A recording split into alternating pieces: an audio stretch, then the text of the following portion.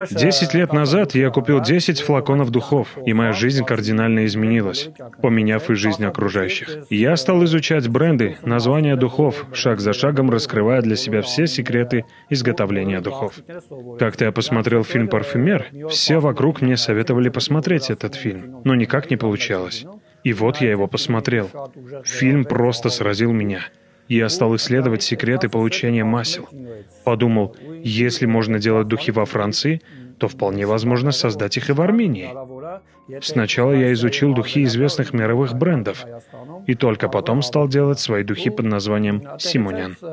Так мне пришла в голову мысль, что не нужно придумывать названия духам.